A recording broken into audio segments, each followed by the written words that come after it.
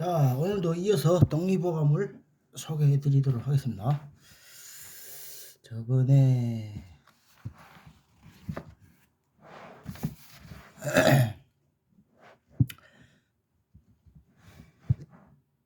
노화, 노회, 알로에, 만병통치약처럼 사람의 입에 오르내리고 있다. 알로에를 그런 얘기하는 거예요. 알로에가 만병통치약이라는 약처럼 사람의 입에 오르내리고 있다는 제목인데, 요새 우리나라에서 알로에라는 약초가 크게 곽광을 받고 있는데 이미 천여 년 전 송나라 때부터 한약으로 사용되어 왔으며 동의보감에도 올라와 있다. 새로 의학이 개발되는 것도 필요하지만 오랜 전통 가운데서 충분한 경력을 지니고 있는 약을 현대의 과학으로 재발견하여 약효를 확정한 것이 더욱 신빙성이 크다. 너무 새 것을 쫓다가는 뜻하지 않는 부작용이 나타나서 크게 당황한다든가 기대했던 것처럼 신기한 효과가 없는 경우도 있게 마련이다. 그렇죠. 너무 새로운 것만 쫓아서는 안 된다는 거예요. 노회 보고 알로에 보고 노회라는 거예요. 옛날에는. 알로에의 한약 명칭성은 차고 맛은 쓰고 어린아이의 오감, 내장 기능이 나빠서 빼빼 마르며 발육이 잘 되지 않는 병을 고치고 장내 기생충을 죽이고 암치질, 오음 등에도 효과가 있다. 오. 애들이 자라지 않고 너무 빼빼 마르고 장 기능이 나빠서 빼빼 마르고 발육이 잘 안 되는 애들이 병도 고친다는 거니까. 장내 기생충을 죽이고 암치질, 옴도 효과가 있다네. 또 소화가 열을 내며 경기하는데도 사용된다. 페르시아에서 나는 식물이 진이며 말려서 굳혀 갱년처럼 까맣게 된 것이다. 깨뜨려 덩어리를 물에 넣으면 흩어졌다가 스스로 다시 모여드는 것이 진품이다. 깨뜨려 갈아서 가루로 만들어 사용한다. 이런 정도의 약효로 사용되어 왔는데 2차 대전 이후에 새로운 약효가 많이 개발되어 오늘날은 거의 만병통치약처럼 사람의 입에 오르내리고 있다. 우선 가장 뚜렷한 약효는 변비증을 고쳐 위장장애에 효과가 있는 것이다. 변비증을 고친다요. 위장에 좋다네. 위장장애에 효과가 있는 것이며 알로인, 알로에, 에모딘 등의 유효 성분도 증명되고 있다. 오늘날 사용되는 방법은 옛날처럼 수지를 말려서 만든 것을 사용하는 것이 아니라 생약을 그대로 사용한다. 원래 열대지방의 백합과 식물이며 얼른 보면 용설란이라는 선인장과 흡사하기 때문에 잘못 사용하여 봉변을 당한 사람도 있다. 애국에서는 의사무용초라는 이름이 있을 정도로 가장 보건약으로 사용되고 있기도 하다. 가정보건약으로도 사용되는 알로에가. 아무튼 해연훈 예로부터 전해 내려오는 무즙 치료법이 있다. 근래 우리나라의 상병구조가 점차 변화를 일으켜 옛날처럼 전염병에 의한 사망률이 거의 없어지다시피 감소된 반면 성인병이나 교통사고 등이 주요한 사망 원인이 되어가고 있다. 또 한 가지 인명에 손상을 주는 원인으로 무시할 수 없는 것이 가스 중독이다. 구공탄 가스가 방에 스며들어 신방을 차린 첫날 밤이 꽃단부부가 죽는다는 것은 비극 중의 비극이 아니에요. 옛사람들은 일산화탄소 가스는 몰랐을지라도 순냄새 연기를 맡으면 중독이 된다는 사실은 알고 있었다. 가스 중독을 푸는 법. 사람들이 피난을 가서 동굴 속에 숨어 있었는데 도적들이 불을 피워 연기를 뿜어 넣어 중독으로 죽게 되었다. 혼미한 가운데 더듬어서 무 한 단을 찾아 그것을 씹어 삼켰더니 소생하였다.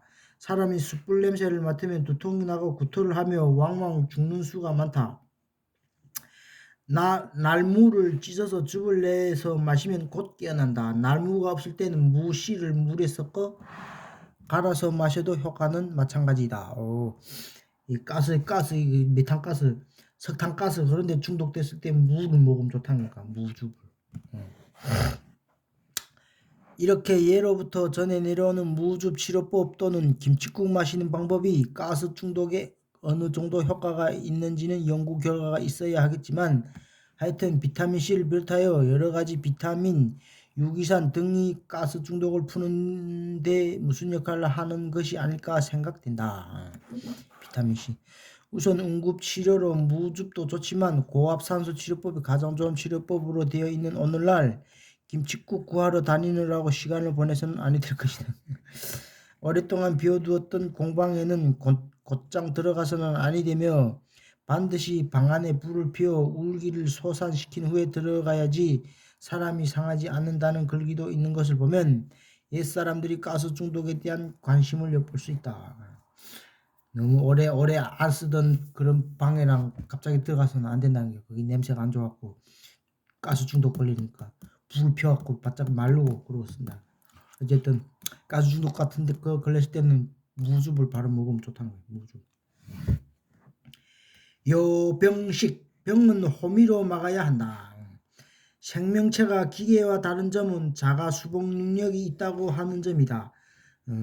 모든 세포나 조직이 시시각각으로 새로 남으로써 모든 오장육부의 기능이 재생된다.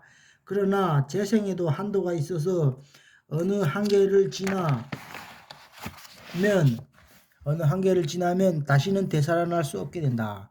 가령 간장일 경우에는 간 기능의 80%가 없어졌다가도 적당한 치료를 하면 기능이 회복되지만 그 이상 더 진행되면 천하 없는 명이라도 고칠 수 없게 된다. 간 기능도 그러니까 80%까지 이렇게 손상됐다가도 적당히 치료를 하면 회복이 된다는 거니까 간도. 그러니까 너무 이렇게 나쁜 습관 너무 지속적으로 오래 하니까 그런 거예요. 그러니까 이런 상태를 옛사람들은 병이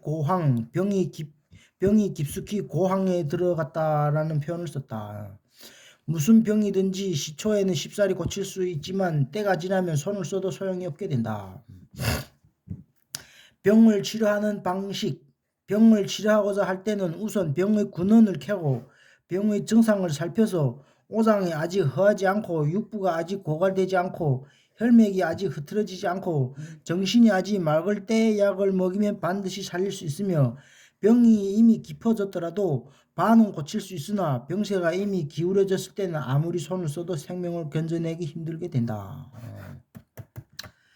요새 특효약이 많이 생겨서 폐결핵을 쉽사리 고칠 수 있으며 선진국에서는 거의 폐결핵이 없어져 가는데 우리나라는 아직도 전 국민 2.5%가 결핵 환자라는 것은 부끄러운 일이다. 생각컨대 아직도 민간요법 따위에 현혹되어 그런 치료를 받느라고 정상적인 과학적 치료를 멀리하다가 병이 깊숙이 들어간 다음에는 아무리 올바른 약을 써도 이미 때가 늦어 못 고치게 되기 때문에 아닐까 한다. 호미로 막을 것을 가래로 막는다는 속담이 있지만 병은 시기가 지나면 가래 아니라 불도저를 가지고도 막지 못하게 돼 있다. 그렇지. 모든 게 그러니까 제때에 고쳐야 된다는 거야. 너무 지나치게 되면 호미로 막고 가래도 못 막고 병 같은 경우는 더 하다는 거지. 그러니까 가래가 아니라 불도저가 와도 못 막는다는 거야. 이미 병이 기울어지면. 아무튼 평상시에 건강관리를 잘 해야 된다는 얘기. 한 장만 더 읽고. 오미과상. 음식은 담백해야 몸이 상쾌하다. 자극성이 너무 강한 음식을 많이 먹으면 위장이 손상되고 소화기능이 나빠져 원기를 잃게 되기 쉽다.